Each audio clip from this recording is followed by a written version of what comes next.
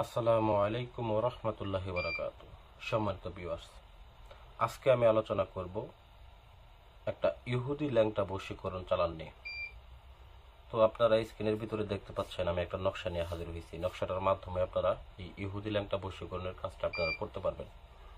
তো এই কাজটাকে কিভাবে করবেন, কোন সময় করবেন, আমি সমস্ত কিছু বিস্তারিত ব্যাখ্যা করে জানাই দেব। তো আপনাদের কাছে অনুরোধ একটাই, যারা ভিডিওটা দেখতেছেন প্রথম থেকে শেষ পর্যন্ত দেখবেন। যারা প্রথম থেকে শেষ পর্যন্ত না দেখবেন তারা এখনই চলে যান, ভিডিও দেখার দরকার নেই। আর যারা দেখতেছেন তারা অবশ্যই প্রথম থেকে শেষ পর্যন্ত দেখবেন, তাহলে বুঝতে পারবেন যে আসলে এই কাজের তাৎপর্য এবং এই কাজের মর্মটা বুঝতে পারবেন। যদি কাজটাকে বুঝতে চান, আপনাদের কাজে এতই দরকার হয়ে থাকে, তাহলে প্রথম থেকে শেষ পর্যন্ত দেখেন এবং জরুরি কিছু যদি পরামর্শ লাগে স্ক্রিনে দেওয়া নাম্বারে যোগাযোগ করতে পারেন। তো দেখেন, এইটার মাধ্যমে আপনারা যেভাবে কাজটা করবেন, সেই জন্য আপনি হয়তো কাউকে পছন্দ করেন, বা আপনার স্ত্রী হোক বা অন্য কোনো নারী হোক বা অন্য কোনো পুরুষই হোক, তো তাকে আপনার উপর বাধ্যগত করে রাখতে চান, আপনার প্রতি বশীভূত রাখতে চান, বা তার সাথে আপনি বিছানায় শুতেও চান। এরকম ধরনের ক্ষেত্রে আপনারা এই বিদ্যাটা কাজে লাগাইতে পারেন। তো এটার জন্য লাগবে হচ্ছে ওই ব্যক্তির নাম, ওই ব্যক্তির পিতার নাম, মেয়ে হয়ে থাকলে মাতার নাম। তো দেখেন স্ক্রিনের ভিতরে এইখানে আমি নাম একটু ভালো করে দেখাই আপনাদেরকে। নাম মেয়ে, এখানে মেয়ের নাম লিখবেন, এখানে মেয়ের মাতার নাম লিখবেন, এখানে আপনার নাম লিখবেন, এখানে আপনার পিতার নাম লিখবেন। তো এতটুকুই এই নকশাটাকে হুবহু একই রকম ভাবে আপনারা অঙ্কন করবেন। ঠিক আছে, এখানে যদি কোনো একটা লেখা আপনারা বাদ দেন তাহলে কিন্তু কাজ হবে না, এটা আমি প্রথমে বলে নিলাম। তো যাই হোক ভিউয়ার্স, তো আপনাদেরকে আর একটা কাজ করতে হবে, সেটা হচ্ছে তিনটা তাবিজ সংগ্রহ করতে হবে।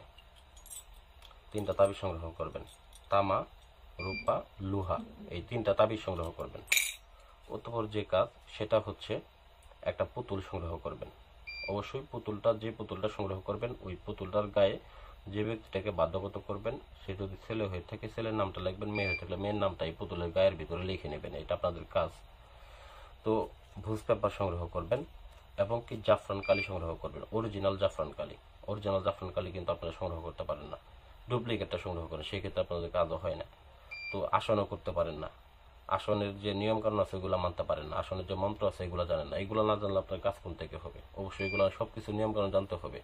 আপনারা কাজ করেন, দেখা গেছে যে এমন লোককে দিয়ে আবার কাজও করান, অর্থ সম্পদ সবকিছু মনে করেন যে দিয়ে দেন, কিন্তু কাজ হয় না। কাজ দিয়ে কোন থেকে হবে? সঠিক ব্যক্তি নির্বাচন করেন কাজ করার ক্ষেত্রে, সঠিক ব্যক্তি নির্বাচন করে তারপরে কাজ করতে দেন, কাজ 100-100 হবে, আমি গ্যারান্টি দিলাম। তার আসলে প্রত্যেকে মানে গাধা দিয়ে মই টানলে হয় না। ঠিক আছে, তো দেখেন, এটাকে প্রথমত আপনারা যে কোনো শনিবার অথবা মঙ্গলবার দিন আসন করে বসবেন, এরকম আসন করে বসবেন। শ্মশানে বসেন, কবরস্থানে বসেন, বা আপনার নিজের আসনেই বসেন, যেখানেই বসেন, পাক পবিত্র অবস্থায় হয়ে আতর গোলাপ জল ছিটিয়ে এরকম ভাবে আপনারা বিভিন্ন সুগন্ধি লাগিয়ে নেবেন। লাগিয়ে নিয়ে তারপর আপনারা আসনে বসবেন। বসার পরে এই নকশাটাকে অঙ্কন করবেন ভুজ পেপারে, তিনটা নকশা অঙ্কন করবেন। এই যে ভুজ পেপারে তিনটা নকশা অঙ্কন করবেন। তিনটা নকশা অঙ্কন করে তিনটা তাবিজের মধ্যে ভরবেন। ভরার পরে অতঃপর আপনারা এই তাবিজগুলোর মুখ বন্ধ করে দেবেন। এই তাবিজগুলোর মুখ বন্ধ করে দিয়ে দেওয়ার পরিশেষে এই পুতুলটার গলার মধ্যে একটা তাবিজ বাঁধবেন। ঠিক আছে, এই লোহার তাবিজ যেটা সেটা একটা তাবিজ বাঁধবেন। দ্বিতীয় দুইটা তাবিজে লাল সুতা দিয়ে বাঁধবেন। লাল সুতা দিয়ে বেঁধে একটা তাবিজকে আপনি কবরস্থানে, কবরস্থানে অবশ্যই গাছ থাকে, ওই গাছের মধ্যে ঝুলাই দিবেন। এক নাম্বার কাজ। দ্বিতীয়টা হচ্ছে আপনি শ্মশান ঘাটিতে যে গাছ থাকে সেই গাছের মধ্যে ঝুলাই দিবেন। এবং এই যে পুতুলটাকে নদীতে ঢিল দিবেন, ঢিল দিয়ে সরাসরি একদম চলে আসবেন। এইটা এমনই একটা কাজ, তো আপনারা যদি এভাবে যদি না করতে পারেন, সেক্ষেত্রে আপনার যদি জিন থাকে সেক্ষেত্রে সরাসরি জিন চালান দিতে পারেন। ঠিক আছে, আমি এটা জিন চালানোর মাধ্যমে কাজটা করি। আপনার যেভাবে বললাম এভাবে আমি করি না, আমি করি সরাসরি জিন চালানোর মাধ্যমে। আমার জিন আছে 21টা, আমি জিন চালানোর মাধ্যমে করি। তো আপনাদের নাই যেহেতু, আপনারা এইভাবে কাজটাকে করবেন, দেখবেন 100-100 ফলাফল পাবেন। ঠিক আছে, তো নদীতে নিক্ষেপ করে, পুতুলটা নিক্ষেপ করে আপনারা সরাসরি চলে আসবেন বাসার দিকে। তো আমি এছাড়া বশীকরণের আরও কিছু নিয়ম কানুন আছে, যে বশীকরণের কাজ করার পূর্ব অবশ্যই মুখে মিষ্টি জাতীয় কিছু নেবেন, মনে মনে তার কথা মনে মনে রেখে তারপর আপনি কাজটা করবেন। নাম মনে মনে অবশ্যই জপতে থাকবেন, বাবা মার নামগুলো সঠিকভাবে নেবেন, আসনটা সঠিকভাবে করবেন।